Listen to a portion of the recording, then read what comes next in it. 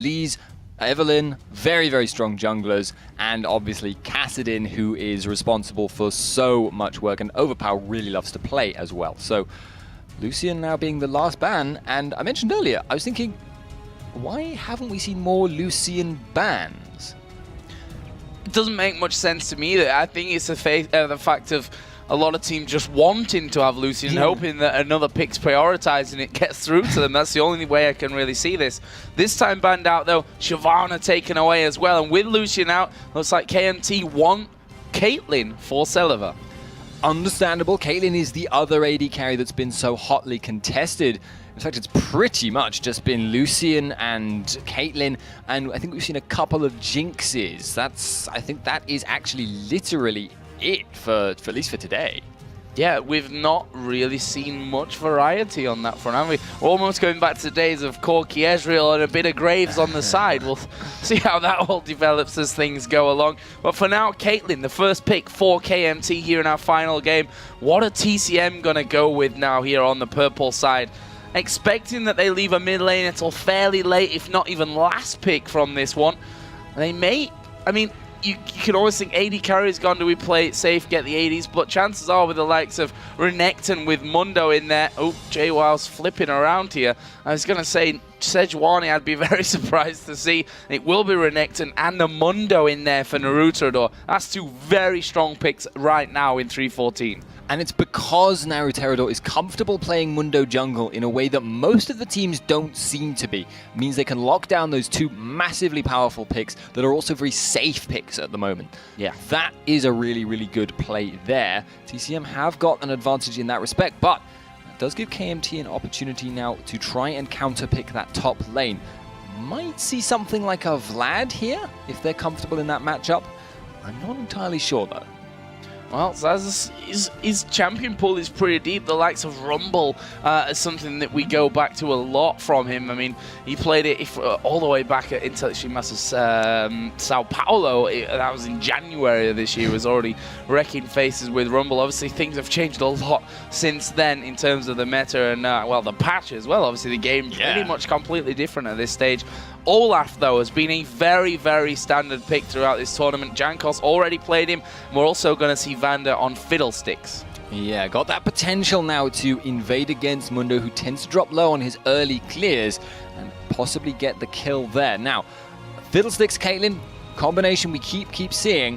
What is going to be the answer to that? Because neither of the kind of standard choices now are really available. Actually, Varus would make a lot of sense. Matroko does like Varus. Yeah, I was going to say Jinx Annie possibly, but I suppose Varus Annie as well is another one. I mean, Annie just generally right now, we saw it in that last game, what you can do with stun after stun after stun, and you know the big fat AoE stun as well later on. But we see a switch off to Jinx, wow, not even, Ziggs for Belgian Beast, and possibly the first Varus that we've seen of this tournament. Believe that would be the first, but at the moment they're not locking it in. Interesting that they're choosing to save that pick, and it means that they are prioritizing both of those champions. Understandable though, because most likely they will now lock in Varus, but they're thinking, okay, we can just secure ourselves Ziggs and Annie right now. Two huge priority picks. That being said, the difference between Annie and Varus, if you secure one of those, because they already know what they're up against, it's very unlikely Annie would be stolen away from them, is that they still have that flexibility if they do want to swap out Varus. Well, let's see then what KMT round off their lineup with. We've already got Olaf in there, who we're expecting to go in the jungle. Now Rengar, who has been banned a few times, mostly aimed directly at Mimer, actually, in the top lane for Super Hot Crew. But it looks like that could come in for this one with a Nidalee as well for KMT. Now, I have one major question here. Are they prepared for a 2-on-1 situation if they choose to lock in Rengar? Renekton, very, very solid 1v2. Rengar, not so much. He farms less easily. He does have better sustain if he can get close to the minions. So if he's in a 2-on-2, basically using his jungler, he's pretty solid. But it's a very dangerous pick and it can go quite badly wrong, whereas Renekton isn't really going to go wrong. No, I don't think so either, especially JWoww has been pretty solid throughout our last 3 days of play. But it's all about the AD carry now for TCM. Are they going to go in there with this Varus for the first pick of the tournament? It would be for Varus, of course. Would suit their play style here, and it would also suit their team composition's needs. What they are running at the moment does not have a lot of hard crowd control. They've got Annie obviously locked in for AoE stuns. That's nice to have, but other than that, they only really had the spammable stuff from Mundo, and they had the stun from Renekton, and they had the unreliable stuff from Ziggs. With that Chain of Corruption, they now have an extra easily layered hard CC that can work for them. Well, guys, we are going to be moving into our final game of the tournament and finding out who is the third team to join the Copenhagen Wolves. And also, these names are just going through me like straight out of the brain. Super Hot Crew, of course, who lost out to the Copenhagen Wolves in that last game. Of course, waiting for them. Ninjas in Pajamas, SK Gaming, and Meet Your Makers. We're going to be finding out here after our 3-minute delay period. So guys, welcome back. We're about to jump into game KMT versus TCM for the final spot in the 2014 Spring Promotion Tournament. As we said, SK Gaming, Ninjas in Pajamas, Meet Your Makers. They're going to have choices to make to which team they're actually going to go for. Of course, NIP get first choice. Something tells me after this weekend that people are going to be avoiding Copenhagen Wolves like the plague. Yeah, I maybe something will change. I mean, maybe half of Copenhagen Wolves' roster will die between now and then. Wow. Very unlikely to happen unless someone from MYM were to hire. But regardless, it's just a very, very dangerous thing. Actually, JWoww finding Xaxus. Yeah, and Zazas actually just jumping at him there. The beauty of the Rengar. Or sometimes not when you forget that he actually jumps from the bush. May or maybe not have done that a couple of times. JWoww right now is regretting, though. He just took the defensive mastery that gives you a barrier that refreshes every time you go back. He's lost it already. Sucks. Anyway, in this... as I was saying, yeah, Copenhagen Wolves are really honestly going to end up against MYM short of major cataclysmic changes in the scene in that very short time period between now and then. At the moment, though, between Super Hot Crew and TCM/KMT, I honestly don't know who it would come down to, because I feel like Super Hot Crew, I don't want to say anything like about how they're playing, but they are a really, really good team, but I feel like TCM and KMT could have won any of the games that put them in the position of being below Super Hot Crew. Yeah, I totally agree with that, and I think Super Hot Crew as well might be more of an unknown factor as well. The fact is that they've got Impaler there in the jungle, who's not even their player technically. He's obviously in Dignitas UK, so we'll have to see how that one all works out going forward and where those picks come in. But for now, we got a little pause. Coming in, pause. Yes, that's exactly the best way to answer a Sandstorm song in the break. I'm trying to build hype from that, were we, Joe, now? Terrible person you are. Well, the fact is, this is our final game here, so now it's been a long week. Managing to get through it. It's actually Naruto that's apparently disconnected here, so hopefully he can get himself back in. Hopefully Spanish internet not playing tricks on him tonight. Yeah, Naru got DC, is being said in chat. KMT are just questioning what's exactly going on. JWoww, however, felt rather than the priority being to let them know that Naruterador had disconnected, he had to smile in chat 3 times with quite a lot of bracket closes used. That's fine. Why not? Jovial fellow. Actually, Naruto starting off on the blue buff. I say starting off, already done the blue buff. Did actually use his smite to take that one down, as did Jankos on the red as well. So they're going for, the first side, quick clear, and then move over and get it done. Yeah, indeed. And game unpausing right now. I feel like there was actually, by the way, an attempt by Nidalee to steal away the blue buff from Naruterador. Did actually, I think, get one of the mini lizards. So that actually does hurt his clear in terms of experience. Yeah, he's still at level 1 from that one. And you can see him getting pretty low from this one. Once this big wolf goes down, he will hit level 2. There we go. So the lanes here. JWoww versus Xaxus, Renekton versus Rengar in the top lane. What are we thinking about this 1v1? straight up in a one-on-one. Early on, Rengar has probably a slight edge, assuming he can get the brush control. However, as time goes on and both of them end up building a Sunfire Cape and a Spirit Visage, it takes quite a lot of work for Rengar to come out on top, and it's very easy for Renekton to just come out.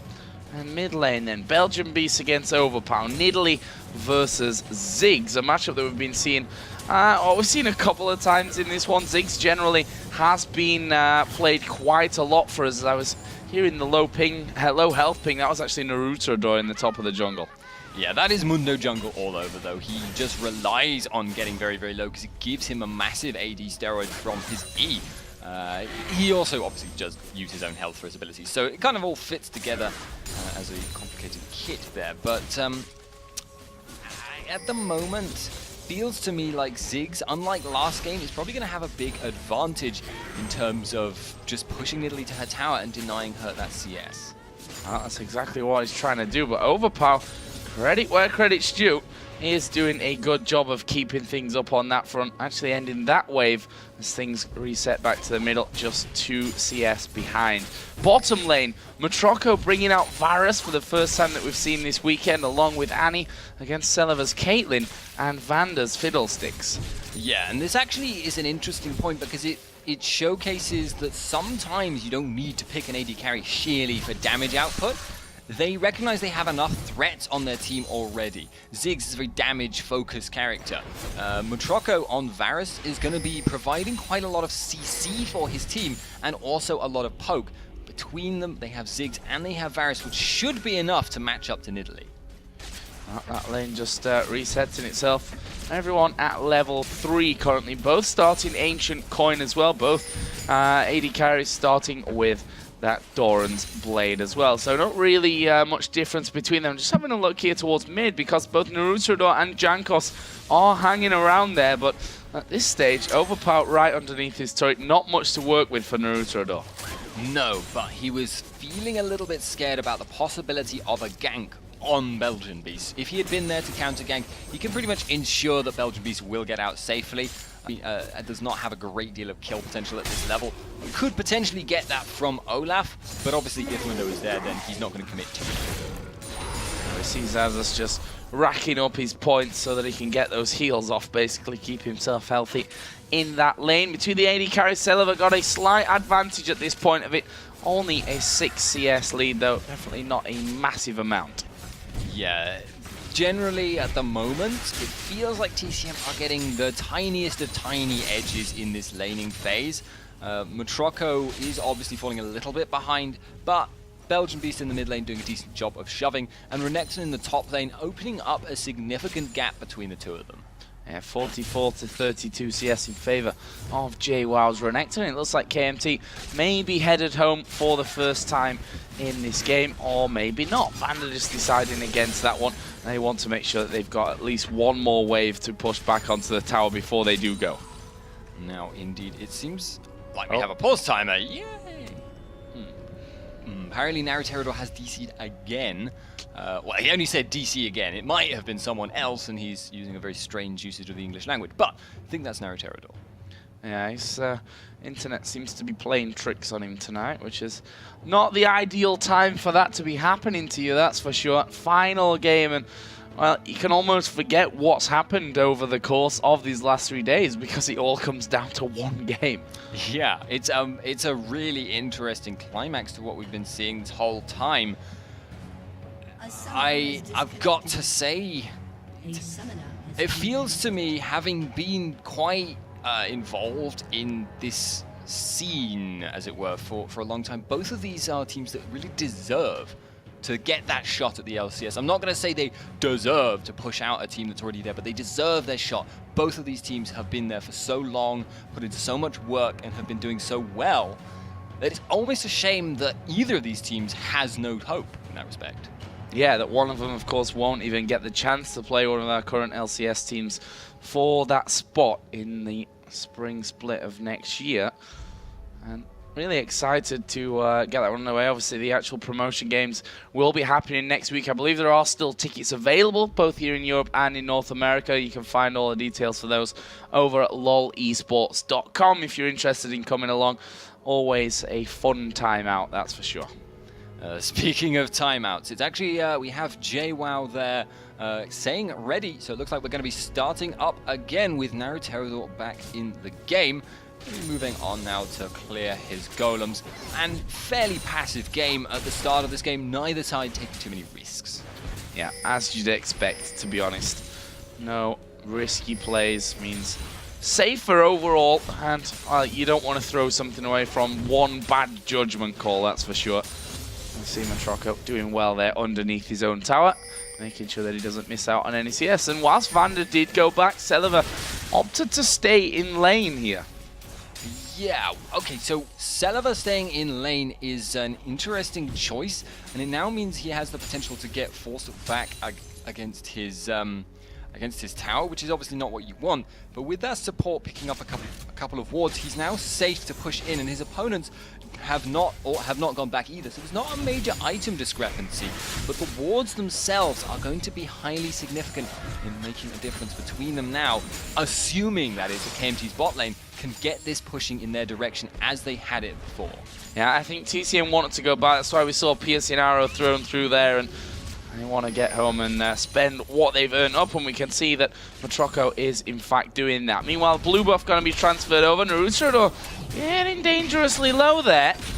Getting really dangerously low, just one bar of health remaining, which is, you know, sometimes a bit deceptive because it's still almost 200 health for Naruto, but he'll give that over to his mid laner. Zig's going to be happy with the blue buff. And they will carry on their merry way. JWoww, though, he's doing a fantastic job, as we pointed out earlier on, keeping up around a 20 CS lead. Got himself that chain vest in there. Actually, Xaxus going for the Giant's belt, first of all. Both of them ultimately headed up towards that Sunfire Cape. Yeah, pretty much at the moment, top lane is Player Bruiser and then build Sunfire Cape / Spirit Visage, then the other one of those two items on them. It's possibly something that actually, honestly, if it continued like this for the whole season, would get pretty dull. But as time goes by and people work out other alternatives, I expect we will actually see a little bit more diversity, even if no actual balance changes were made to those two items. Well, we have seen definitely a swing of items over the course of, you know, the last season. If you think back to when the Season 3 changes first came in, we had the Black Cleaver stacking, Warmogs, you know, that always happens as things go on. It's Matroco going low in the bottom lane, actually. And the bomb is available here for Ziggs if he needs to push this lane back. But honestly, Vander and Celiva very, very healthy still after that all went down. Yeah, Black Cleaver stacking was so silly. It was a really weird thing, actually, that, because it seemed like it was an item they had designed to not stack, and then they just forgot to code it in that it wouldn't stack, and then it got through and everyone started stacking them. As it happens, though, now, Jankos is hanging around in this bottom lane. Matroco and Barney D have a lot of CC between them, though, and now they have ordered it out, so he's just gonna give up and go home. And that one final auto attack not quite able to come out from it. And Mundo here is going to be coming in towards this top lane. So they're going to have a go at Xaxus. Naruto just waiting there until the minions had gone away. And here we go. Naruto starts running. Xaxus goes for the early flash. Is he going to be able to escape it, though? He has to use his ultimate to actually get out of there. Yeah, and now they actually have a good opportunity to push down on this tower. They can guess that Jankos was at bot lane, and in fact, Jankos making a very good play. Seeing the situation at top, seeing that TCM will be able to do tons and tons of damage to that tower, but that they have committed so hard up there means they can now get that dragon, means they can now benefit. Ziggs did, I believe, just ult them, but that's not going to change anything. No, and just wanting to get out there in case there was an opportunity maybe for that dragon to fall to his ultimate. In the end, it just aided KMT's pickup of the dragon. They now sit in the lead, 14.2 to 13.7 thousand gold. And they have a very even scoreline in the mid lane and in the bottom lane between the AD carries, of course. It's this top lane where the difference really stands, with JWoww 91 to 64 CS in the lead. and opting specifically not to take the tower immediately. He wants to deny as much farm as possible to that Rengar and deny him the ability to get into that snowballing state that he would like to. I'm actually curious if these minions are going to aggro on the tower or not. Oh, we actually saw Tibbers coming out there for Barney D. They went in for Celiva. Wasn't enough damage to finish him off, though. They did use Chain of Corruption as well. What? No real result, and still no first blood in this game. 11 minutes in, quite a stark contrast to some of the games that we've had today that have had upwards of 50 kills in them. Yeah, obviously not 50 kills by 11 minutes. That would be impossible. But yeah, really, really a parallel, because when you're not going, when you've got so much on the line, it just makes your mind less willing to take those big play risks, whereas in situations where there is a lot less riding on it, it's just an easy thing to do. Well, there is Olaf headed up and spotted out by a ward from Ziggs there. Using that warding totem to make sure he keeps vision up. Actually, Naruto down at the bottom, and that's going to bring Jankos here as well. He knows that he might have to offer some backup for the rest of his team, but as it is, again, fitting this no-risk policy that both teams seem to have in this one, TCM backed off from it.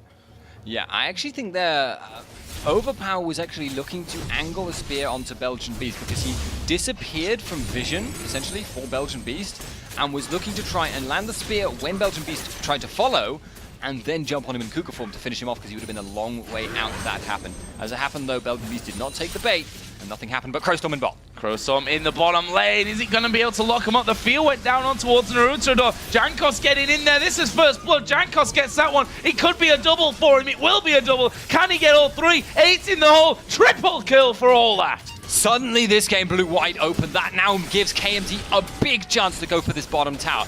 Dragon, not up, not available, not a problem for them though. They just got a super big windfall on Olaf. That makes him incredibly dangerous now. For a very long time to come, Olaf is one of the hardest scaling bruisers in this game. Yeah, that is just disastrous for TCM. And if we think back to, the early stage of the year, there's been a lot of TCM versus Copenhagen Wolves finals. A hell of a lot of those kind of things. And these were the two teams that I think everyone was expecting to be the safe bets almost to come into promotion. Yeah, H2K, which has become KMT, for a long time, like not as long as TCM and Copenhagen Wolves, have pretty much been the other team. Pretty much since the era of DreamHack Bucharest. Jay were actually taking that top tower there, tanking it out. I thought Zaxxas might go for him, but he didn't opt to try and all in there. Well, TCM have a bit of catching up to do now then. They are 2,000 gold behind. Overpower here, having that wave forced upon him, and they want to steal away this blue buff. TCM decide that Nidalee can't have that any longer. We're going to have it away, and it does go over to Belgian Beast. Actually, Zazas using his ultimate here, and is going to be chasing down Naruto. They do decide to go right on top of him. He pops his ultimate instantly. Celiva coming in as well. Have they got the damage to finish this one off? JWoww actually trying to bully them back, but he might pay the ultimate price as well as a spear comes in. Good group slow there from Belgian Beast, though, will stop them chasing any further, and a nice steal of the blue. Zoning potential used there by Belgian Beast, meaning they can disengage cleanly. Matroco, in the meantime, farming up bot lane, has now built himself about 25 CS between him and his opponent, and is going to get this tower gold all to himself. A big, big bonus there for Matroco. Yeah, that is going down, no question of that one. Vander is starting to work his way in there, but Matroco going to pick up a nice bonus and sat on 1,000 gold here at this point, even landing a piercing arrow on towards Vander as he comes around from the Tribush area. Both AD carries now have that Bloodthirster done. Matroco a little bit behind in terms of no boots. In fact, Berserker Greaves already been completed by Caitlyn. Yeah, he's sitting on a good 1,000 gold though, so that will actually mean he's got that if he wants it. You might actually see him just shoot for a pickaxe straight up. Would make his Qs right now brutal. Would also make him pretty slow to move around the map. He might wait for the pickaxe and boots one. Oh, Jankos here taking a little bit of poke from Belgian Beast, and that slow coming in with the satchel charge and the bombs rolling in as well. Just a annoyance. Both mid laners do have that Athene's Unholy Grail now finished in as well, so Belgian Beast able to spam, especially since they stole that blue buff away from Nidalee. That is a big, big bonus for the TCM side. Meanwhile, they're going to start to push down on towards the tower. Jankos, now he got those 3 kills, that triple kill earlier on in the bottom lane, but he's not in a position where he's invulnerable, and he's worth taking down now for the bonus alone. Yeah, indeed. He's got a lot of health to get through, though, and remember, as long as he hasn't activated it, his ult gives him quite a decent chunk of armor and magic resist for free. Top lane is still standard bruises not hurting each other. Yeah. Always look up there when you see their icons overlapping on the minimap, but the chances of anything bigger kicking off are pretty slim, although, no. JWoww is getting a tiny bit of an advantage, though, and he does have the better wave clear now. Will be able to move down towards this dragon to try and assist his team if they choose to go for it.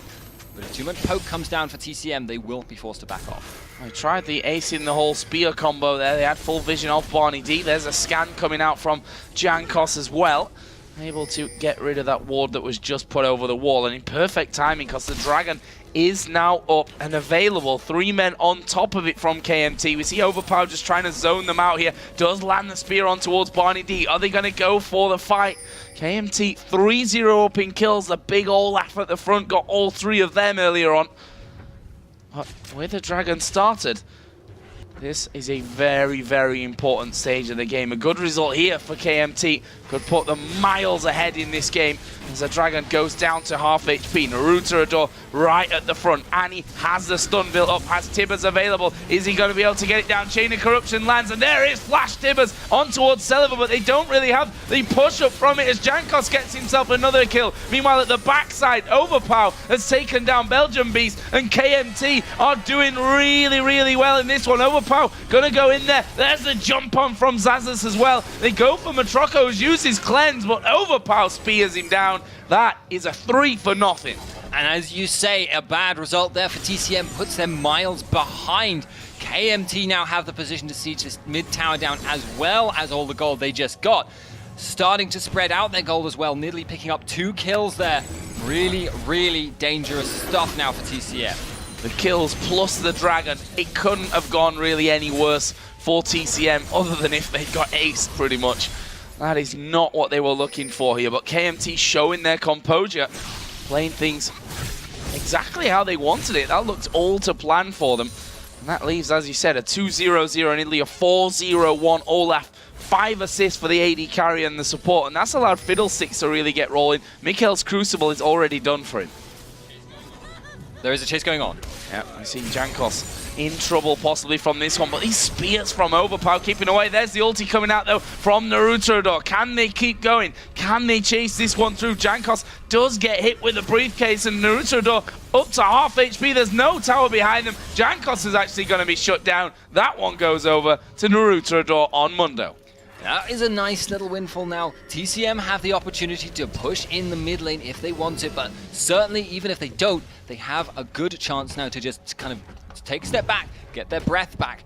That fighter dragon put them off balance, but overstaying there by KMT has cost them a little bit of ground. Overstaying, giving up that bonus.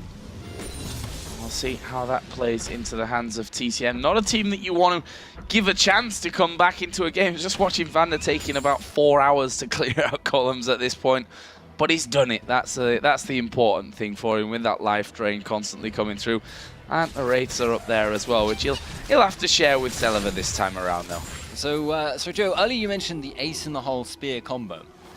Is that the spear in the hole? Yes. I may have killed myself there.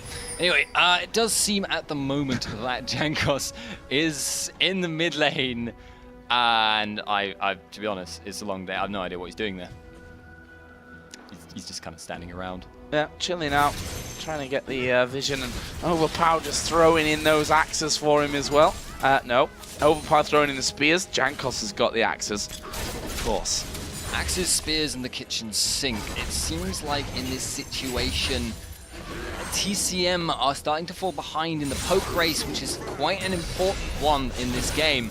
Obviously, Ziggs and Varus aren't going to outscale Nidalee spears just in sheer single target burst potential, but Nidalee is really the only poke for KMT. They may have some split pushing potential from Rengar and Olaf, but if Nidalee falls behind the poke of TCM's lineup, that will start to be a real problem for them. Well, you got Caitlyn in there as well, who can throw down those ace in the holes, and obviously Piltover Peacemakers a lot more regularly, plus the axes coming out of Olaf. We'll see how really effective that is across the board, though, because like we saw earlier on, that Ziggs can clear out the waves very, very quickly as well. Yeah, that's kind of one of the main reasons to pick Ziggs nowadays. Yes, strong damage, all the rest of it. Defensively, though, he is one of the best champions in the game. He kind of started to come into the meta, actually, in the US Challenger Series. I know I harp on about it, but I do cast it fairly regularly. In the hands, as I recall, of a team that kind of formed and disbanded within about a week, Avalanche Prime, but actually was good enough to take games off of the really, really advanced teams in this scene, as it were. You see here that KMT just pushing up that mid lane. Silver not really too scared about taking the damage that's thrown his way, because that Bloodthirst, static shift combo means that he's back up to full HP without really having any kind of problems whatsoever. Yeah, and you're starting to see TCM really suffer for this poke. Now, Terador is doing a good job of tanking a lot of important stuff. But at this rate, if they don't engage, it's a bad situation. Oh, that timing coming out there from Celiver, actually using the 90 caliber net just as the ultimate out of Varus came his way, and then cleansed it off actually when it landed, because he saw Barney D coming in close with Tibbers available, and that stun built up. Could have been the death of him, but good reactions on that front. Naruto just getting feared there over the top of the wall. Barney D takes a spear. Oh, Piltover lands as well, but it wasn't enough to actually finish him off. In the end, Rengar's actually taken the top outer turret, and that's because there's no one up there to stop him. Yeah, JWoww had to recall. He has to join up with the team right now, or they are just going to keep getting pushed back and keep getting poked. There's only so much Ziggs can do to clear it out, but Rengar is now going to continue to push this top lane, and he is as strong as JWoww is. He can just push him back. Well, we're seeing more spears flashing through. Barney D needs to be really careful. Flash Tibbers, though, that's his careful. Overpower does spear him down, though. Jankos and Naruto running off against each other on the top side. And actually, Rengar is there as well. And they're going to try and go for Zazas, but he will ulti away. All stealthed up. And again, Overpower spears really landing there. And losing Barney D, who, didn't have that much of an effect with his ultimate, sadly enough, for TCM. Indeed. Now, okay, so Silver there actually took quite a lot of damage, and potentially they could have tried to follow up on him. Overpower is very low on mana at the moment, but at the moment it looks like KMT have no intention of stopping the push. They are going to rotate now to Dragon, and they have got Olaf in the area, who's also forced that bottom wave up to the enemy tower. Now, this is that good old face bashing contest in the top lane. Zazas and JWoww going head to head on that one, and JWoww was actually doing a good amount of damage to him here, but it was all about forcing him out of the lane, which he won't mind with too much, because that Dragon has now been taken down. KMT picking up another big advantage, 5,400 gold that they hold right now in the lead, and this bottom wave is actually fairly far pushed up. Yeah, I actually really like JWoww's build, though, this game.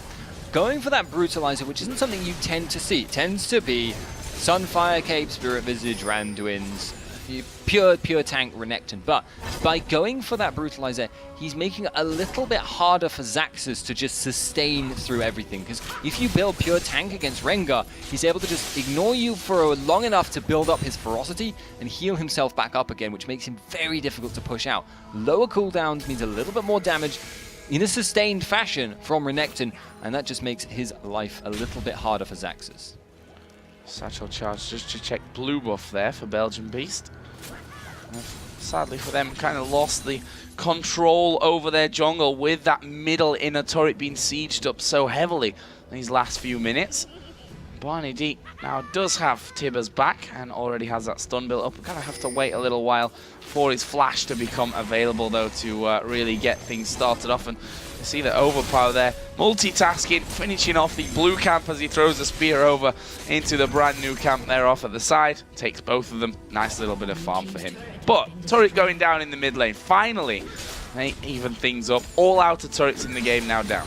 And the pace of the game has slowed down now. KMT aren't really building on the advantage they were able to get earlier, but they may just be waiting for themselves to get into the position they really, really wanted. The one they got earlier on, where they had several men in the mid lane forcing down their opponents and just poking them out. TCM do have their engagement ultimates available again, and they will have Flash on Annie up soon, but if they miss those again, it could be really bad. Yeah, Naruto, obviously the man that's going to be tasked with catching spears if he can't dodge them, obviously, because he is the big tanky man at the front. Warmogs is done for him now. But eventually, they're going to start to hurt him as well. Obviously, he can regen it up once he presses R to get things going. But you see half of his health gone, and that is a bad sign when it's your big tanky man. Barney D there almost being caught out. He was just trying to get a ward over the side of Celiva having to go there. His Belgian beats down to half HP as well. Yeah, they have actually used that. Oh! Wow, that was awesome. Celiva throwing the ace in the hole. That was the combo I was talking about earlier. Caught the spear from the side as well. And KMT say, you know what? That's the signal to go in now. We've taken down Mundo. We can siege up because they just can't stick around with spears coming at us. It was a perfect storm of unfortunate circumstances for Naruto. He just used his ultimate to reduce his health. If that was a genuinely planned maneuver there by KMT, they read Naruto's mindset perfectly, because they knew he would go straight to catch that ace in the hole automatically, and it was really, really well done. This is what I really like about this combo as well. They can hold with Caitlyn and Nidalee at the front side, or at the back side as it technically is, I suppose, from their side off Baron, just to zone everyone out. But at the same time, they can get over the wall, and there is the Baron pickup for KMT. Can they get away though? Celiva losing a lot of health. The spear comes in from the side. There's 2 kills for Olaf, and they're not finished just yet. Matroko flashes and cleanses, but I'm not sure that's going to be enough for him to get away. Overpower dives in there. He gets a double kill. Will use his barrier to try and force himself away and stay alive from it, but he continues to lob those spears straight over. Naruto has his ultimate running. Overpower coming in. They're trying to stay under the safety of this turret as they start to recall. JWoww's actually in the brush recalling from this one. Will they be able to stop him getting home? No. So Naruto is the last man left. Well, that turret is not healthy, and actually KMT have just gone straight for the mid. Yeah, they're going to get the mid and they're going to get the top right now, and TCM can choose to stop neither of them. Right now, they may be able to hold on to the tower, but the regen is so slow, it's almost permanent damage. Yeah, Jankos actually was the one stunned up, but he doesn't really care at this point. And Overpower going in with the rest of the team now. It was Jankos that was tanking it up for a while. They weren't quite able to finish that one off, but they get that top inhibitor turret. And that is definitely a big bonus for them. Celiva going at Matroko. He needs to escape from this one. Those briefcases going to keep him perma-slowed. There is the piercing arrow coming through as well. They get that middle in-hit turret. Annie just waiting over the wall. Ace in the hole, caught by Naruto. Can they keep going? Spear lands. Doesn't get the kill though, but it will force him back to heal in the fountain, and that may open up this inhibitor for KMT. TCM have absolutely lost control of this game. They are losing objective after objective, double inhibs, and they've got no Baron buff. Oh, Belgian Beast goes down, and the axe and the Piltover Peacemaker combining to finish off that kill, and that is 2 inhibs down here by KMT. Baron buff still running. Bottom lane is actually pushed out, but to be honest, they could probably just get in there and tank that one up. TCM are absolutely reeling at the moment. They have fallen so far behind in such a short time. That gold difference is now enormous. I mean, it's getting to the degree that last game we were seeing, and that was essentially, past a certain point, a joke game. So let's have a look down some of the big items to come in from this one. There's quite a few of them, so bear with us. Almost 3k gold on everyone. Locket of the Iron Solari for Olaf. Guardian Angel for Caitlyn. Talisman is now finished up here for Fiddlesticks. Rengar picks up a Last Whisper. Sheesh, that's a big jump. Yeah, they all just suddenly took a big power spike, and they were already forcing TCM back on their heels. They still have a decent chunk of Baron buff. There's only 1 inhibitor up, although there are 2 towers defending it, but I do not see TCM being able to even defend against a 5-on-5 dive at the inner turret. And once they're at the inhib, what can they do apart from just get poked down? If they engage, unless they get a brilliant engage, it's not going to go their way.